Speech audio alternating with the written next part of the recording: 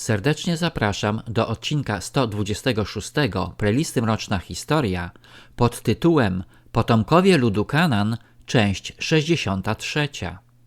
W poprzednim 125 odcinku opowiedziałem o narodzinach Jezusa i reakcji Żydów na nadejście Mesjasza. W tym odcinku opowiem o cudach Jezusa i relacjach z faryzeuszami. Ewangelia według świętego Mateusza opisuje wiele cudów dokonywanych przez Jezusa, między innymi nad jeziorem galilejskim. Stamtąd podążył Jezus dalej i przyszedł nad jezioro galilejskie. Wszedł na górę i tam siedział. I przyszły do niego wielkie tłumy, mając ze sobą chromych, ułomnych, niewidomych, niemych i wielu innych. I położyli ich u nóg jego, a on ich uzdrowił. Tłumy zdumiewały się, widząc, że niemi mówią, ułomni są zdrowi, chromi chodzą, niewidomi widzą. I wielbiły Boga Izraela. Jezus opowiadał swoim uczniom wiele przypowieści. Oto fragment przypowieści o siewcy. Oto siewca wyszedł siać, a gdy siał, niektóre ziarna padły na drogę. Nadleciały ptaki i wydziobały je. Inne padły na miejsca skaliste, gdzie niewiele miały ziemi. I wnet powschodziły, bo gleba nie była głęboka. Lecz gdy słońce wzeszło, przypaliły się i uschły, bo nie miały korzenia. Inne znowu padły między ciernie, a ciernie wybujały i zagłuszyły je. Inne w końcu padły na ziemię żyzną i plon wydały, jedno 100-krotny, drugie 60-krotny, a inne 30-krotny. Kto ma uszy, niechaj słucha. Mesjasz wyjaśnia przypowieść słowami. Do każdego, kto słucha słowa o królestwie, a nie rozumie go, przychodzi zły i porywa to, co zasiane jest w jego sercu. Takiego człowieka oznacza ziarno posiane na drodze. Posiane na miejsce skaliste oznacza tego, kto słucha słowa i natychmiast z radością je przyjmuje, ale nie ma w sobie korzenia, lecz jest niestały. Gdy przyjdzie ucisk lub prześladowanie z powodu słowa, zaraz się załamuje. Posiane między ciernie oznacza tego, kto słucha słowa, lecz troski doczesne i ułuda bogactwa zagłuszają słowo, tak, że zostaje bezowocne. Posiane w końcu na ziemię żyzną oznacza tego, kto słucha słowa i rozumie je. On też wydaje plon. Jeden 100-krotny, drugi 60-krotny, inny 30-krotny. W przypowieści o chwaście Jezus mówi: Królestwo niebieskie podobne jest do człowieka, który posiał dobre nasienie na swej roli.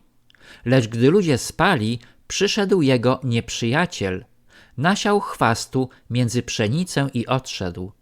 A gdy zboże wyrosło i wypuściło kłosy, wtedy pojawił się i chwast. Oto słowa Jezusa wyjaśniające przypowieść o chwaście. Tym, który sieje dobre nasienie, jest Syn Człowieczy.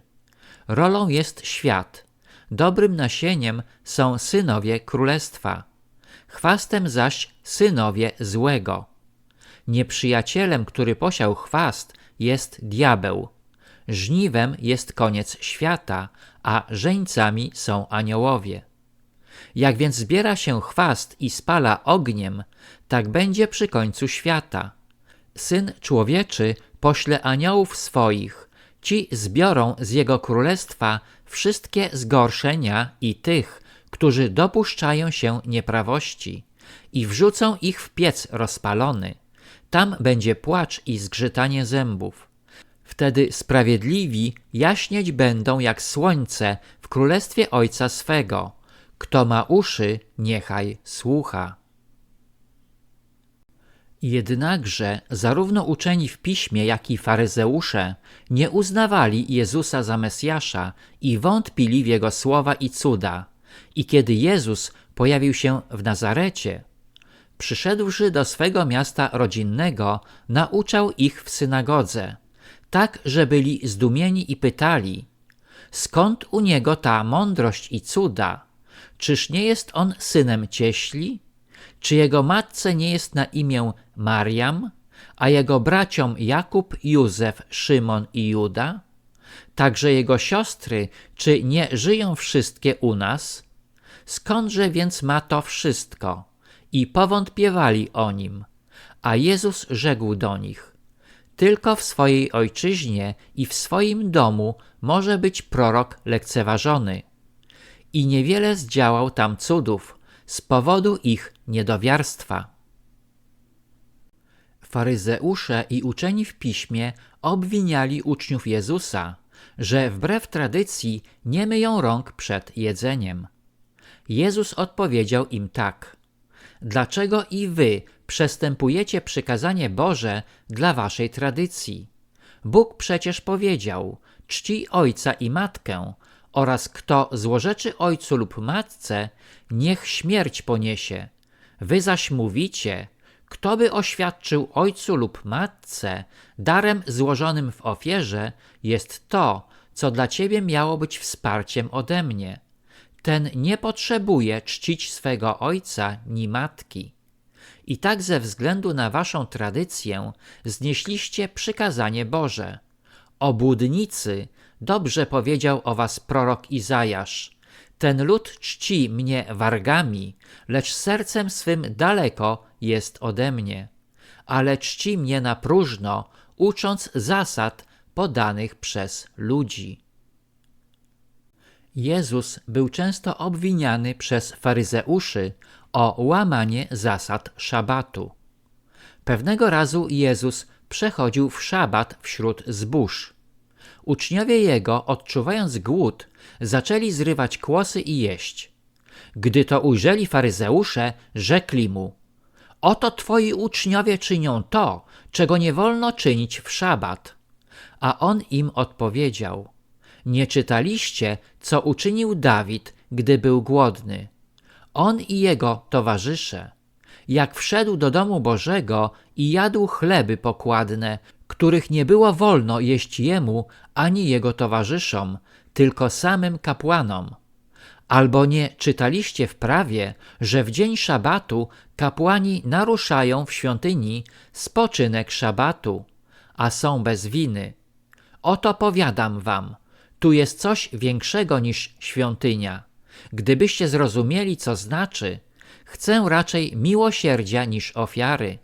Nie potępialibyście niewinnych, albowiem Syn Człowieczy jest Panem szabatu. Innym razem Jezus wszedł do synagogi faryzeuszy, a był tam człowiek, który miał uschłą rękę. Zapytali go, by móc go oskarżyć, czy wolno uzdrawiać w szabat?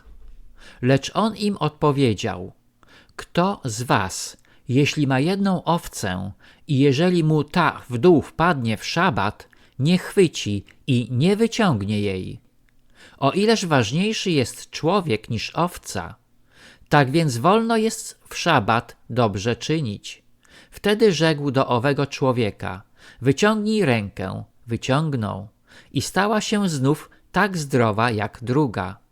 Faryzeusze zaś wyszli i odbyli naradę przeciw niemu, w jaki sposób go zgładzić. Pewnego razu faryzeusze przyprowadzili do Jezusa opętanego. Wówczas przyprowadzono mu opętanego, który był niewidomy i niemy. Uzdrowił go, tak że niemy mógł mówić i widzieć. A wszystkie tłumy pełne były podziwu i mówiły: czyż nie jest to syn Dawida? Lecz faryzeusze, słysząc to, mówili: on tylko przez Belzebuba, władcę złych duchów, wyrzuca złe duchy. Jezus, znając ich myśli, rzekł do nich: każde królestwo wewnętrznie skłócone pustoszeje i żadne miasto ani dom wewnętrznie skłócony się nie ostoi. Jeśli szatan wyrzuca szatana, to sam ze sobą jest skłócony. Jakże się więc ostoi jego królestwo? I jeśli ja przez Belzebuba wyrzucam złe duchy, to przez kogo je wyrzucają wasi synowie? Dlatego oni będą waszymi sędziami. Lecz jeśli ja mocą Ducha Bożego wyrzucam złe duchy, to istotnie przyszło do was Królestwo Boże. Albo jak może ktoś wejść do domu mocarza i sprzęt mu zagrabić, jeśli mocarza wpierw nie zwiąże? I dopiero wtedy dom jego ograbi. Kto nie jest ze mną, jest przeciwko mnie, i kto nie zbiera ze mną, rozprasza. Faryzeusze i uczeni w piśmie na wszelkie sposoby próbowali ośmieszyć Jezusa.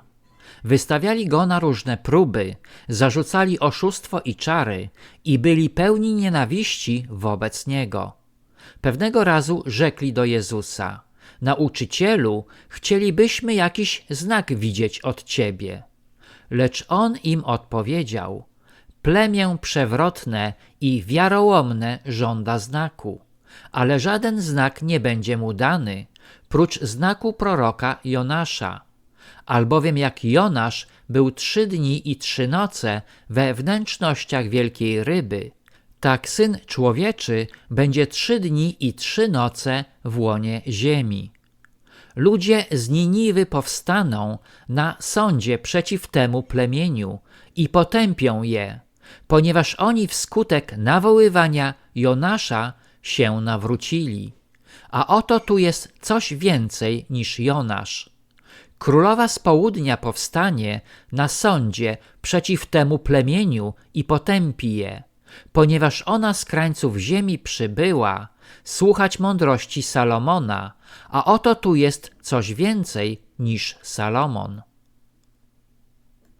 Według badaczy Biblii słowa Jezusa, królowa z południa, dotyczyły królestwa Saby, znajdującego się w południowo-zachodniej części Arabii, ze stolicą Marib. Niniwa była stolicą dawnej Asyrii, której król Sargon II zdobył Samarię i zburzył północne państwo Izraela w roku 721 przed Chrystusem. Słowa Jezusa są pełne mądrości i Jego cuda były prawdziwe, gdyż dokonywał je nie tylko na oczach tłumów, ale również w obecności uczonych w piśmie i faryzeuszy, którzy byli ślepi i głusi na Jego słowa prawdy. O czym jeszcze mówił Jezus do faryzeuszy, opowiem w następnym odcinku. Serdecznie zapraszam do księgarni autorskiej Zamazane Obrazy, gdzie można nabyć e-booka Zamazane Obrazy Trylogia w wersji polskiej lub angielskiej. Link do księgarni znajduje się pod filmem. Proszę również pamiętać o polubieniach i komentarzach. Na tym zakończę odcinek 126, w którym opowiedziałem o cudach Jezusa i wrogim nastawieniu do Mesjasza, faryzeuszy i uczonych w piśmie. Serdecznie zapraszam na odcinek 127 pod tytułem Potomkowie ludu Kanaan, część 64.